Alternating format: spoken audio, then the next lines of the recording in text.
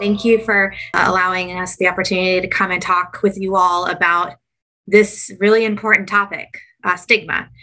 As you may know, or many of you may know, May is Mental Health Awareness Month.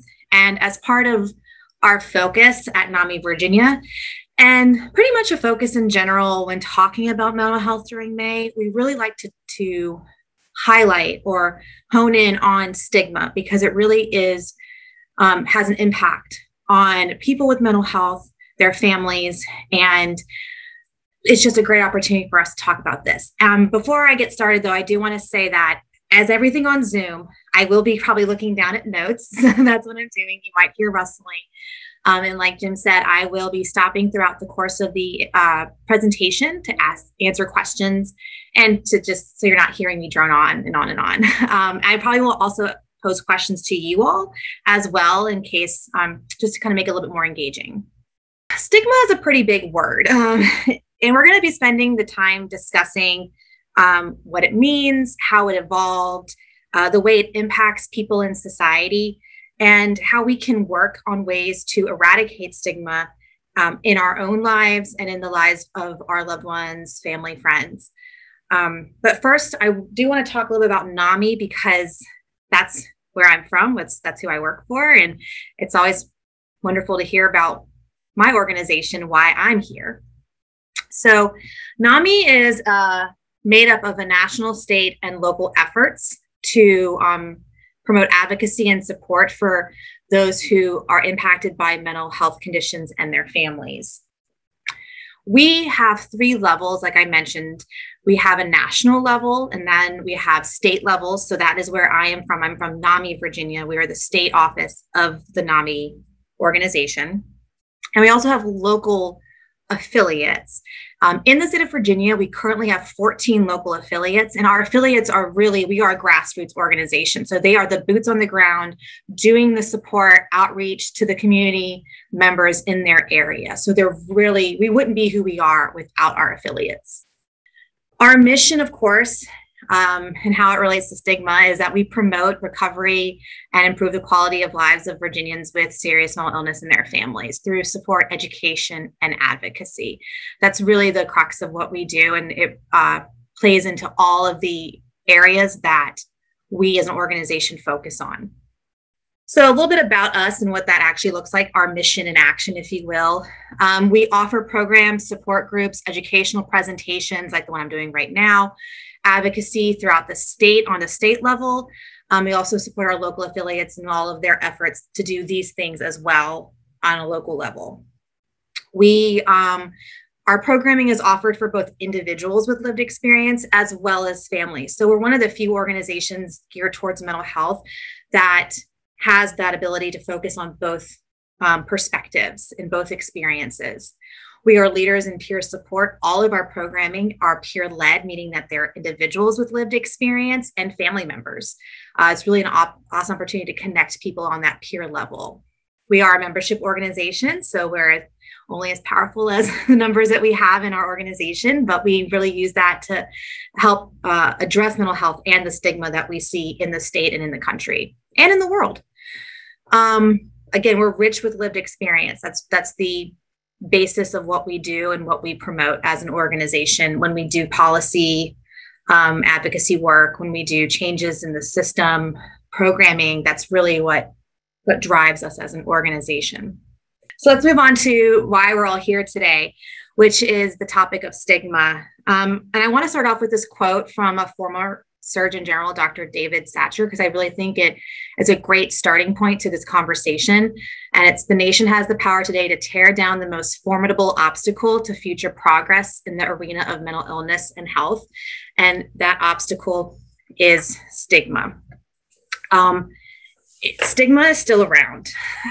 It's not something that we've eradicated. It's changed over time, but it's still really a big part of our culture and our society and how we talk about mental health. But what is stigma? Again, stigma is a really, really big word. And if you look at the definition within the dictionary, it's a mark of shame or discredit, identifying a or characteristic, specifically a specific diagnostic sign of a disease. It leads to many things in someone's life, it leads to avoiding socialization, renting to or employing people with a mental health condition, especially with severe disorders like schizophrenia. And we'll talk a little bit about that later on. It reduces people's access to resources and opportunities, and really leads to things like low self-esteem, isolation, and hopelessness. And it deters people from seeking help. Again, we'll be talking more about that. It's just a brief overview of how that definition might impact an individual. And when talking about stigma, it's looked at within 4 components. It's basically labeling an outgroup as the other, someone who's different than the majority. Labeling differences as negative. We all have differences, but how do we get to that point where things like a mental health condition are considered a mark of shame or discredit? Differences that separate us from them. Again, that's going back to labeling as an outgroup or othering. And label and social separations that lead to status loss or discrimination. So that's kind of the big main components. And anyone who's experienced a mental health condition, personally or professionally, can tell you that despite advances in psychiatry and psychology, there's still a great deal of stigma in the world, and that remains. And while people are becoming more informed through these things like this presentation, educating themselves, becoming familiarized with mental health conditions, stigma continues to be a big part of our reality. But what are the historical roots? Stigma is not something that just happened overnight. It has evolved over time like many things. And to really understand how stigma impacts us, we really need to take a walk through the past and see the ways that it has evolved and how it has been impacted by society in the times and the different cultures that it comes across. So the first is, of course, we're going to go way back to the Greek and Latin, and stigma that at that point was a brand that marked a person such as a slave at the time as someone who was seen as inferior or less than. So today the word stigma has come to signify more of an invisible mark and not so more covert, I would say, way to look at it, by negative social perceptions, and a mark that can hurt just as much as a physical brand.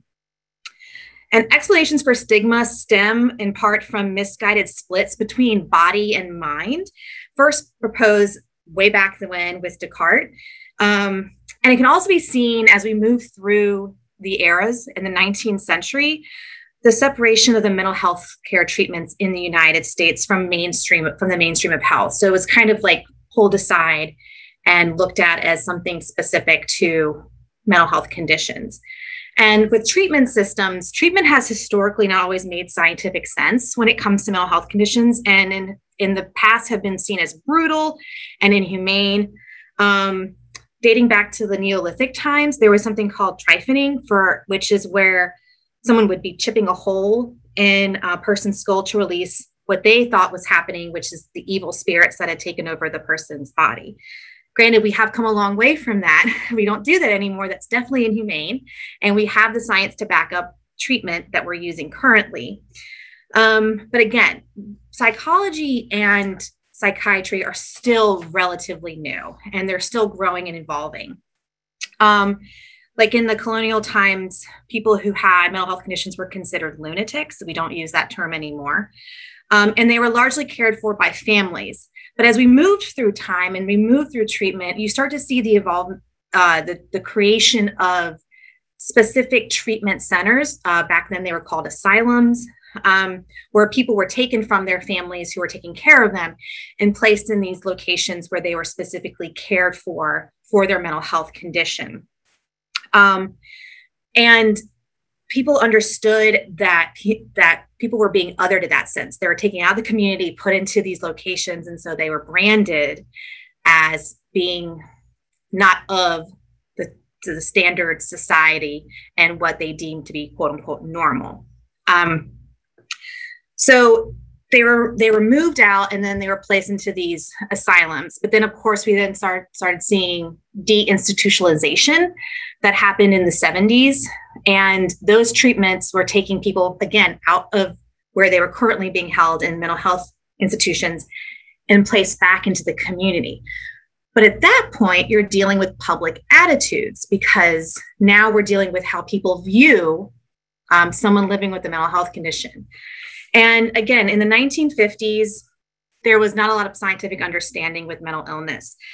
Survey respondents and a lot of research typically were not able to even identify somebody who has a mental illness. They wouldn't be able to, they'd be presented with vignettes, and they wouldn't be able to determine what was sad or what was a mental health condition. So they weren't really skilled in being able to figure out what symptoms or what would even constitute a mental health condition, to be quite frank. And so they started to worry about, like, okay, well, who has a mental health condition? We can't decide. We can't see, quote unquote, see it. It's not visible.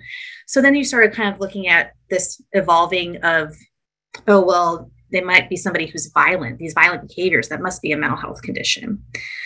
And they started seeing these extreme forms of people who have psychosis as being the only vision of what a mental health condition is. And then by the 1990s, as we move forward in time, modern surveys revealed that, of course, we had a greater scientific understanding of mental health conditions. But then this increase of knowledge didn't really diffuse what had already happened, the social stigmas that had formed. So the big one, of course, like I mentioned, is the social stigma that people who have a mental health condition are violent, because that was the only discernible behavior, I guess you could say, that people saw and said, oh, well, that must mean mental health condition. And this did not help with the things like the media.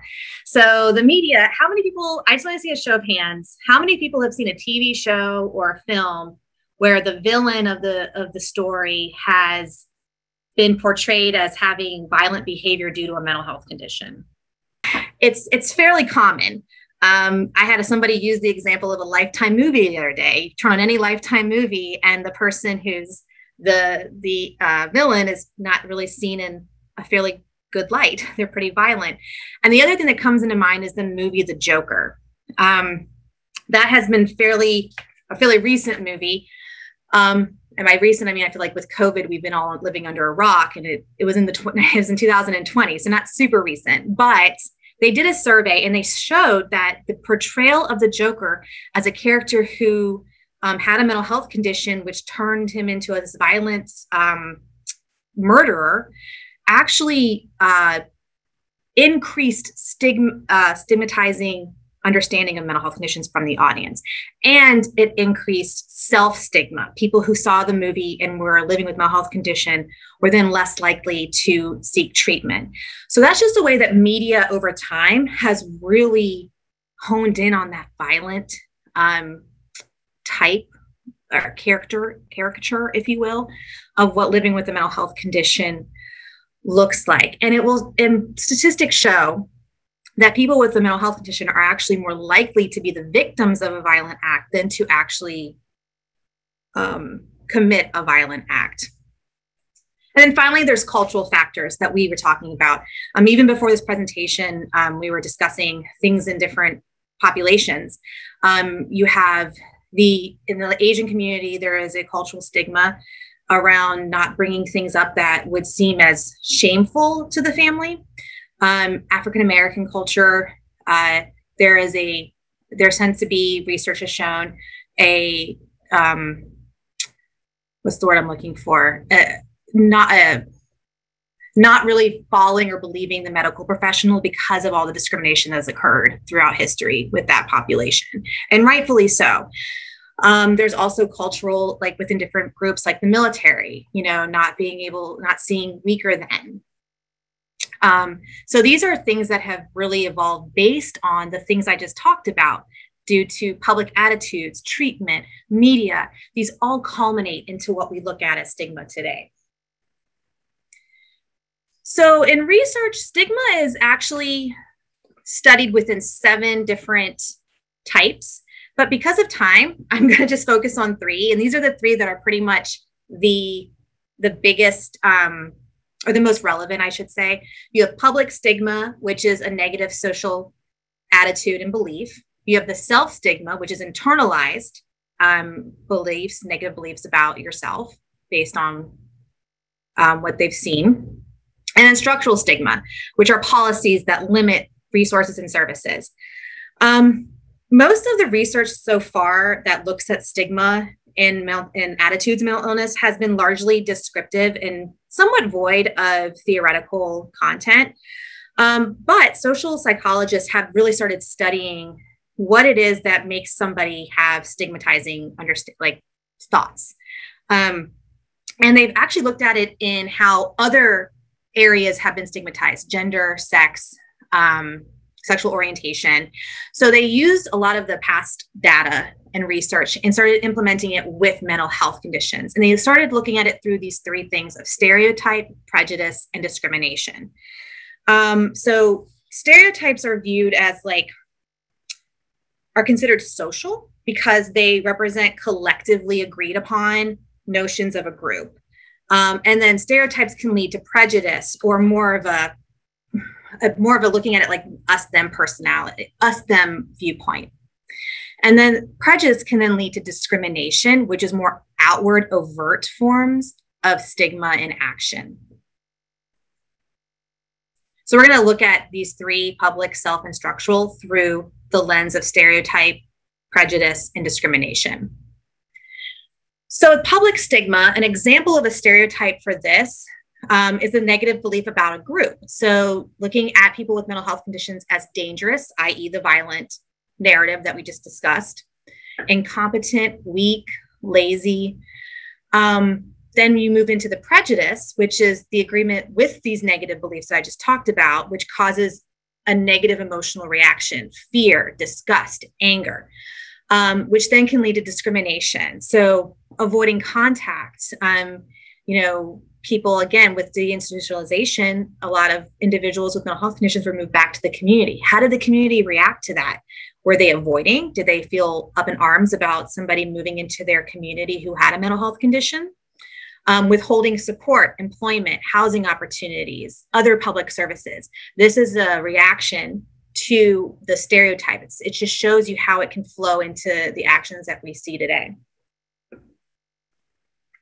Then we have the self-stigma, which is, we'll talk about that more, about how that impacts the brain. But this is just the negative belief about the self. That's the stereotype. Well, I have a mental illness, so I must be incompetent. I must be broken. I must be sick. That's what I'm seeing from society. That's what I'm seeing and hearing from my friends. The prejudice aspect of this, it starts to really hone in on how someone feels: hopelessness, low self-esteem, low self-efficacy. What's the point? I live with a mental health condition. I'm already sick and incompetent. What's the point of getting and trying something new and going out into the community? Moving to discrimination, again, avoiding contact, self-isolation. Why bother? Learned helplessness, well, I have a mental health condition, so I know I can't do it anyways. So those are just the showing that shows you how it really does evolve. And then we have structural stigma, and this really shows the discrimination that we see in society based on the first two, this public and the self-stigma. This leads to how public policy can be detrimental to people with a mental health condition. And I have here lack of parity in health coverage, insufficient housing, fragmented healthcare, racial and economic disparities. These are all policies that have been placed down through generations that have a negative stigmatizing impact on people with mental health conditions. And not only that, the people that love them, their families, trying to advocate and find care for somebody. Does anybody have any questions about any of that I just said? Public, self, stigma? So does visual impairment or blindness or some other kind of physical disability, can that affect someone's mental health due to the stigma of having that condition? Oh, that's a really good question. And yes, I know I'm talking about stigma in terms of mental health conditions and what that might do, but absolutely, stigma can happen to any disability, and there's intersectional aspects to stigma. I mentioned earlier that scientists studying mental health stigma have actually used how stigma for other communities like sexual orientation, gender, and other disabilities have been treated, and what that stigma has done to them. So absolutely, definitely, stigma can impact anybody who's feeling othered or discriminated against. Yeah. Okay, and we had another question here. You talked about the impact of people watching the Joker movie. Do you know how that was assessed? What the methodology used for that one? Yes, great question. So it was a two-part study actually done, survey by a social psychologist done in April of 2020, and he studied audiences that saw the Joker and based around questions related to stigma. And then he also, I believe, did a follow-up survey later on to see if there was a change in that understanding.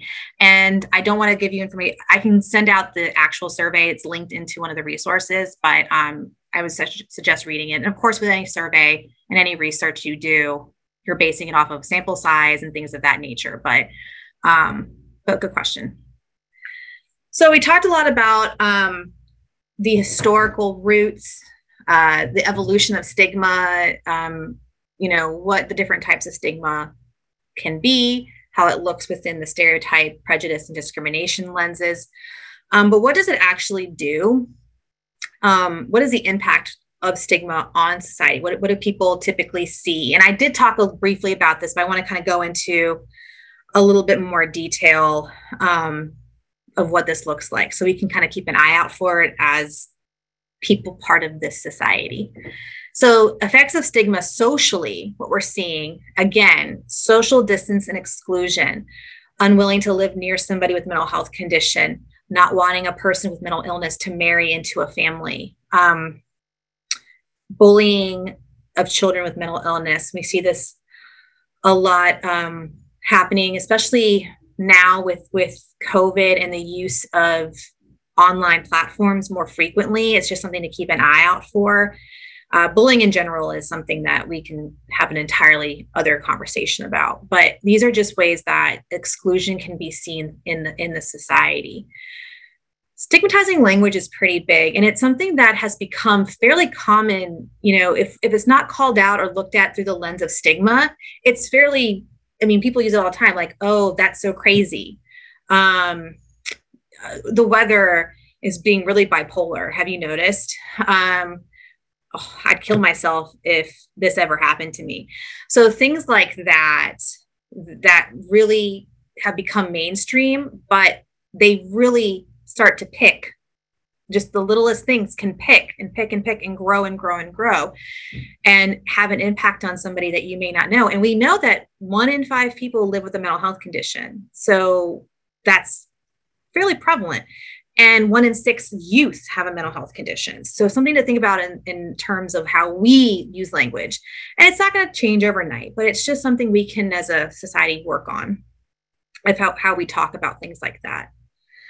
And endorsement of coercive treatments. One of the things that stigma has done over time is looking at people with mental health conditions as being less than, or looked at as being needing to take care of. And so we have a lot of ideas in the treatment world on what that looks like, and having compliant, using words like compliant, where we don't use that with other illnesses like cancer. Like, well, this person whose cancer is not being compliant with their treatment. Well, maybe they don't want the treatment. Maybe the treatment makes them feel awful. But yet that's language and the treatment that is kind of seen within the mental health field. And it's changing. I'm not saying that every treatment is like this. I'm saying every provider is like this. As a whole, we're moving away from this. But it's something to look at, is that idea that we have to tell you what to do and you don't know any better. And then more importantly, how is it impacting somebody individually? What is it doing to their brain? Research has shown that stigma-related experiences are known to elicit stress. And I'm not sure if anybody has been on these lunch talks to talk about how stress can impact the brain and the science behind that. But we know that stress and chronic stress can cause a chemical reaction in the brain. And long periods of stress have been known to change the brain's function, structure, size. And when we are stressed, the brain is triggered to release surges of hormones, such as the fight or fight. If you see a bear, your brain's like, run. And includes, the adrenaline kicks in and the cortisol kicks in. But again, long periods of having this being released in your brain, and I'm not a neuroscientist, so I'm not going to go into detail about this, but we do know that really long periods of this have an impact on how your brain functions, and it can increase stress and emotional regulation deficits. It also has increased in psychiatric symptoms, low self-esteem, reduced hope, difficulties with social relationships, difficulties at work. So these are all symptoms of stigma. These can be things that come about from years and years and years of being stigmatized, or even just days, hours. They all have an impact. So other things that we want to look at with stigma, and the effects of stigma on the individual, social isolation. And I know I feel like I might be repeating myself on these, but I think it's just really important to note that how we as a society look at stigma, or how we treat the other, somebody who might be different than us, how media portrays individuals with mental illness, really does have an impact on what an individual is feeling and experiencing, and more importantly, how they might be seeking treatment or not seeking treatment. So again, we have social isolation, and stigma surrounding mental illness has shown that it makes it less likely that people will seek treatment. Some conditions will worsen over time without treatment. And so failing to seek treatment, or not feeling like they can seek treatment, or not being able to seek treatment because of lack of healthcare or lack of services, really can worsen outcomes. And we don't want to see that. We want to see the conversation continuing, and we want to see people seeking treatment. Stigma can also lead to people doubting themselves and their abilities to achieve their goals, which can lead to feelings of shame. And it can make it harder for people to find jobs and adequate housing. There's a lot of other research and data out there that shows the correlation between people who've been stigmatized and the ability to have positive relationships. There's also a look at how structural stigma, which I talked about, which are the policies, really can play into poverty, and trying to get out of poverty because of the lack of the ability to seek treatment, or lack of disability income. There's a lot of thoughts out there on what disability means, and for people who are on disability. And that's not just with mental health conditions. So we look at a lot of different things with this. We can look at society with a lot of different things with a stigmatized lens. And I will say that there's a study that was done in 2015. I'm sure this has been redone, but we can't find any more recent studies. But 9 out of 10 individuals reported experiencing stigma. 9 out of 10. That's high. It's almost 100%. We talked about what it does, but really, how can we address this? Like, what can we do? I think the first step is to see and acknowledge how different parts of our society and the public, and how we view things and how we talk about mental illness can impact mental illness. But what can we do as a society to address it? And what can I do, as a person? And the first is talk openly. Like, this conversation here, this discussion, this presentation is a great first step on being able to even just discuss stigma. If you talk about stigma, it makes it something out in the open. We can't hide behind it anymore. Be conscious of language. Again, this is something that won't happen overnight, but we have seen changes in language around, for example, in social work and just in general, person-centered language. So people used to say mentally ill. Now people say a person living with mental health condition. Somebody living with bipolar disorder. We don't typically say that person is cancerous. That person has cancer. So just ways that how language can really impact. And again, language is a personal choice. So what I say is not the end all be all. People can take control over how language impacts them. But it's just something to see how we as a society talk about it, and using terms like, that's so crazy, or The weather is bipolar. Those are the only ones for some reason are popping into my head. There are many more, but just thinking about how language does impact. Media is the big one. Looking at ways that we can expand and change how media focuses on dangerous rhetoric. You're probably thinking like, well, how can I, Mary Beth, change the media? I'm not a journalist. And I think it's just a matter of, I've seen a couple of op-eds come out recently. So an example would be Halloween. During Halloween, we see a lot of straitjackets or haunted houses that are asylums. And when I started at NAMI 8 years ago, an op-ed came out from a family member basically stating how stigmatizing that is towards somebody who lives with a mental health condition. And can you imagine being somebody who lives with bipolar disorder, going out for Halloween and ending up in a insane asylum, haunted house, and how that might impact them in their ability to seek treatment or their ability to feel welcomed and accepted. So things like that, like writing op-eds or calling something out, like seeing a show or having somebody being with friends and maybe gently educating, being like, that's maybe not the most useful way to portray somebody with a mental health condition. And trust me, there are a lot of things coming out that are showing mental illness in a more positive and realistic light. So I am seeing a shift in that. But with the violent rhetoric, I mean, thinking about all the times that something has happened in the community and it automatically it's like, well, that person has a mental health condition.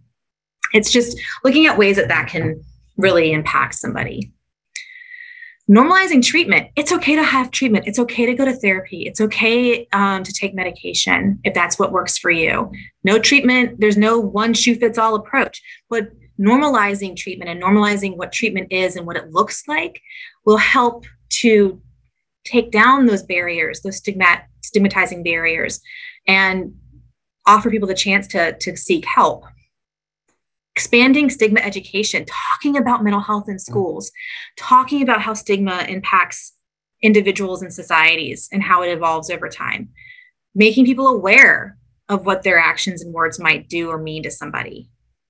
And then expanding contact education. And what I mean by contact education is that research has shown that people who come in contact with or know somebody who has a mental illness is actually one of the top ways to reduce stigma. We have a lot of individuals at NAMI share their story in a presentation called NAMI in Our Own Voice, which I believe we did for the museum when the Mind Matters exhibit started. But that's one of our biggest presentations that we do, is having two people with lived experience sharing their journey and their story. And it really helps to dispel a lot of those misconceptions. And the biggest one I hear is, oh, they didn't look like they had a mental health condition. Remember what I said about the 1950s and people being like, they don't look like they have a mental health condition. There must be all these violent behaviors that we're seeing. So it's just kind of taking what it actually is and talking about it, as opposed to hiding behind these narratives that have come across over time. We are seeing an uptick in anti-stigma campaigns. The Mental Health Awareness Month is a great opportunity to do that. I will say that it's important to kind of look at how language works. We did have one time where we used a disease like any other, and it didn't go over quite well with a lot of people, because a lot of people saw it as, oh, mental illness is incurable, and not saying that it is or it isn't. But the mental health community looks at mental health in terms of recovery. Like, I'm living in recovery. I'm going to be living with mental health condition my whole life, but this is what it looks like now. So it's like trying to think about how to use that language to keep that conversation going. And then I listed some campaigns here in the PowerPoint that are ways that mental illness has been at the forefront of conversation. We have one at NAMI called Stigma Free Campaign. The Scottish Mental Health Arts Festival is really cool. There's a lot. I could go on and on, but again, we're seeing a lot of businesses and organizations developing these anti-stigma campaigns. And it's a great opportunity for an organization to get involved in this conversation. Because I started with a quote, I want to end with a quote. And again, from the former US Surgeon General, as stigma abates, a transformation in public attitudes should occur. People should become eager to seek care. They should become more willing to observe its cost. And most importantly, they should become far more receptive to the messages that are the subtext of this report. Mental health and mental illness are part of the mainstream of health, and they are concerned for all people. So as we start to talk about it, I just love this way to end people. Again, like I said in this presentation, if we start talking about it, acknowledging it, normalizing it, it will really start to tear down those walls that have been built up by stigma over the years. And hopefully we'll see stigma be eradicated, which is the ultimate goal. Here are my resources. I'm sure you all are just really eager to read all of them, so I will just roll through them. And on that note, again, I just want to say thank you for the time to talk about this topic. And I did throw a lot into a short amount of time with this. We could talk about the history of stigma for 2 hours if you wanted, but I just want to hit on a couple of different options. So I just want to open it up to any questions that might have come up around stigma or personal experiences that people want to share. I do want to make a statement that I mentioned a couple of things like research said this, research said that. Again, it's fairly new research, and they're still studying it to this day, just like with everything. They're coming out with new research, new data. So I'm sure that a lot of the things that I mentioned about stigma and impacts on the brain and how we as a society function with it probably will change over time, like with everything, with all research. All right, so we did have some questions pop up here in the chat. There's been some news coverage about negative interactions between people having a mental health crisis and the police. Do you know of any efforts in Richmond that are going on to address this, or any efforts in Virginia, rather? Oh, yeah, absolutely. Thank you. Great question. We have what's called, and this came from, I believe, Tennessee. It's called CIT, Crisis Intervention Teams, or training. Crisis intervention training. And it's specifically for police to train on mental health and what to look out for in a mental health crisis. With CIT, it is not a required training, but a lot of police departments across the country and across the state of Virginia and in Richmond have implemented this training for their police officers as a way to help lower the chances of a negative outcome of calling. Because currently in Virginia, in our mental health crisis system, the first responder is typically the police officer. When people call 911, that's who they're told to call, is 911 for a mental health crisis. Now, granted, there's a lot that's happened, which has brought this to the forefront of everybody, and especially policy. And so recently, in Virginia, we've started the Marcus Alert Work Group. And that is a group that has come together to figure out how we're going to potentially change our community-based response to mental health crises. What does that look like? Does that entail a team of like a social worker, a police officer, and a peer support specialist? So this is a conversation that's definitely been happening, and the General Assembly has made part of their 2000 and what year are we in right now? 2021. It was a conversation in 2020. So now we're starting to see the fruits of that effort. How does mental health stigma in this country compare to other countries? Oh, so I left this out of the presentation because I could not, in researching stigma over the years, I haven't really seen any new research. So the last research that came out was like early 2000s, like 2002. And oddly enough, they found that stigma was higher in Western civilization as opposed to non-Western. They don't know why. That was the other thing about the research. It wasn't like they went into a deep dig into, oh, that's interesting. Why is that? And what they kind of came up with, oddly enough, is that the research that they conducted was basically like people don't talk about mental health the same way. And that was like the biggest takeaway that the researchers could say. It was something like it wasn't even a topic of conversation within that culture, to where the point where it would warrant what we consider to be stigmatizing actions. However, we do know with recent research, what I talked about with the slide, is that there is culture stigma associated with different cultures that might like with Asian Americans, African Americans, that might stem from the culture of the country. But again, it's not something that's something there's a gap in. And I'm really interested to see more research come out on that. But they did kind of briefly touch on it, but it's not nothing that we can say there's a correlation or anything like that. Okay, so it looks like we're going to be out of time for today. So thank you all for joining us. Thanks to our speakers for helping us discover more about our world.